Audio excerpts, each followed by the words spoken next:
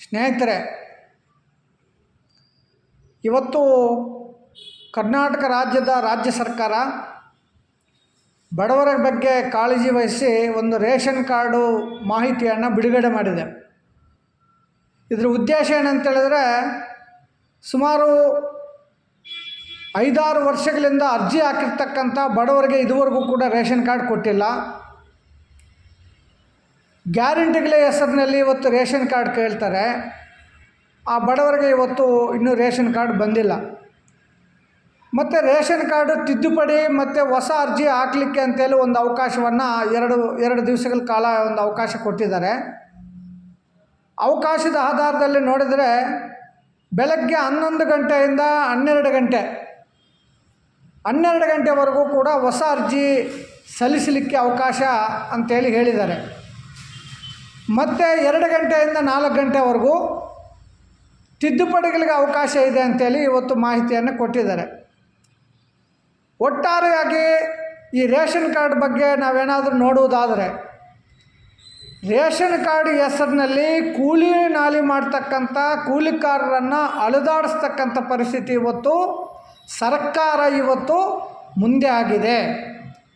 ಅದಲ್ಲದೆ ಇವತ್ತು ಬೆಳಗ್ಗೆಯಿಂದ ಸಂಜೆವರೆಗೂ ಕಾದಿರ್ತಕ್ಕಂಥ ಹೊಸ ಅರ್ಜಿ ಹಾಕಲಿಕ್ಕೂ ಮತ್ತು ತಿದ್ದುಪಡಿಗೆ ಒಂದೇ ಒಂದು ಕಾರ್ಡ್ಗೆ ಇವತ್ತು ಅವಕಾಶ, ಮತ್ತು 1-2 ಕಾರ್ಡ್ಗಳಿಗೆ ಮಾತ್ರ ತಿದ್ದುಪಡಿ ಮಾಡಿರ್ತಕ್ಕಂಥದ್ದು ಮಾತ್ರ ಕಾಣ್ತಾ ಇದೆ. ನೋಡಿದರೆ ಸರ್ವರ್ ಡೌನ್ ಅಂತೇಳಿ ಇವತ್ತು ಎಲ್ಲ ಮಾಹಿತಿಗಳು ಇವತ್ತು ಆನ್ಲೈನ್ ಮುಖಾಂತರ ಆಗ್ತಕ್ಕಂಥ ಆ ಕೇಂದ್ರಗಳ ಮುಂದೆ ಇವತ್ತು ಅಲೆದಾಡ್ತಕ್ಕಂಥ ಜನ, ಸಣ್ಣ ಮಕ್ಕಳನ್ನು ಎತ್ಕೊಂಡು ಅಲ್ಲೇ ಮಲಗಿರ್ತಕ್ಕಂಥದ್ದು ಕೂಡ ನೋಡ್ತಾ ಇದೆ. ಇದು ನೋಡಿದರೆ ಎಲ್ಲ ಒಂದೇ ಸರ್ಕಾರ ಇವತ್ತು ಬಡವರ ಬಗ್ಗೆ ಕಾಳಜಿ ಇಲ್ಲದೆ ಕಾಟಾಚಾರಕ್ಕೆ ಒಂದು ಆದೇಶವನ್ನು ಹೊರಡಿಸಿ ಆ ಬಡವರನ್ನು ಇವತ್ತು ಕೂಲಿ ನಾಲಿ ಮಾಡಿ ಜೀವನ ನಡೆಸ್ತಕ್ಕಂಥವರು ಕೂಲಿ ಇಲ್ಲದೆ ಇವತ್ತು ನರಳತಕ್ಕಂಥ ಪರಿಸ್ಥಿತಿ ನಿರ್ಮಾಣ ಆಗಿದೆ. ಈ ವಿಧಾನವನ್ನು ಕರ್ನಾಟಕ ಪ್ರಾಂತ ಕೃಷಿ ಕೂಲಿಕಾರರ ಸಂಘಟನೆಯಿಂದ ನಾವು ಖಂಡನೆಯನ್ನು ಮಾಡ್ತಾಯಿದ್ದೀವಿ. ತಕ್ಷಣವೇ ಅಲ್ಲಿರ್ತಕ್ಕಂಥ ಜನಪ್ರತಿನಿಧಿಗಳಾಗಿರ್ಬೋದು, ಸರ್ಕಾರದ ಪ್ರತಿನಿಧಿಗಳಾಗಿರ್ಬೋದು, ಸರ್ಕಾರ ಕೂಡ ಎಚ್ಚೆತ್ತುಕೊಂಡು ತಕ್ಷಣವೇ ರೇಷನ್ ಕಾರ್ಡು ಹೊಸ ಅರ್ಜಿಗಳನ್ನು ಹಾಕ್ತಕ್ಕಂಥವ್ರಿಗೆ ಅವಕಾಶ ಬೇಕು, ತಿದ್ದುಪಡಿಗಳ ಅವಕಾಶ ಬೇಕು. ಹೊಸ ರೇಷನ್ ಕಾರ್ಡ್ಗೆ ಈಗಾಗಲೇ 3-4 ವರ್ಷಗಳಿಂದ ಹಾಕಿರ್ತಕ್ಕಂಥ ಅರ್ಜಿಗಳಿಗೆ ತಕ್ಷಣವೇ ಅವರು ರೇಷನ್ ಕಾರ್ಡು ಕೊಡಬೇಕು.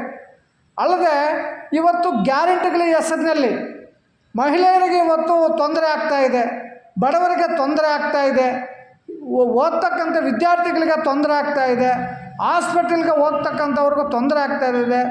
ಎಲ್ಲ ರೀತಿಯಲ್ಲೂ ಕೂಡ ಇವತ್ತು ಸರ್ಕಾರದ ಸೌಲಭ್ಯಗಳನ್ನು ಪಡಿಬೇಕಂತೇಳಿದರೆ ರೇಷನ್ ಕಾರ್ಡ್ ಬೇಕಂತೇಳಿ ದೊಡ್ಡ ಮಟ್ಟದಲ್ಲಿ ಇವತ್ತು ಇದೆ. ಆದರೆ ಇವತ್ತು ರೇಷನ್ ಕಾರ್ಡು ಬಡವರ ಕೈಗೆ ಸಿಗ್ತಾ ಇಲ್ಲ. ಈ ರೀತಿ ಪರಿಸ್ಥಿತಿ ನಿರ್ಮಾಣ ಆಗಿರುವುದರಿಂದ ಕರ್ನಾಟಕ ಪ್ರಾಂತ ಕೃಷಿ ಕೂಲಿಕಾರ ಸಂಘಟನೆಯನ್ನು ಸರ್ಕಾರಕ್ಕೆ ನಾವು ಒತ್ತಾಯ ಮಾಡ್ತಾಯಿದ್ದೀವಿ. ಈ ಕೂಲಿಕಾರರ ಬಡವರ ಕಾಳಜಿ ಇರಬೇಕಾದಂಥ ಸರ್ಕಾರ ಇವತ್ತು ಎಲ್ಲೋ ಒಂದು ಕಡೆ ಅವರ ಮೇಲೆ, ಬಡವರ ಮೇಲೆ ದಾಳಿಯನ್ನು ನಡೆಸ್ತಾ ಇದೆ. ಇದನ್ನು ವಾಪಸ್ ಪಡಿಬೇಕು. ತಕ್ಷಣವೇ ಬಡವರಿಗೆ ರೇಷನ್ ಕಾರ್ಡ್ ಕೊಡಬೇಕು, ಹೊಸ ಅರ್ಜಿಗೆ ಅವಕಾಶ ಕೊಡಬೇಕು, ಮತ್ತು ತಿದ್ದುಪಡಿಗೆ ಅವಕಾಶ ಕೊಡಬೇಕಂತೇಳಿ ಈ ಮೂಲಕ ನಾನು ಒತ್ತಾಯವನ್ನು ಮಾಡ್ತಾಯಿದ್ದೀನಿ.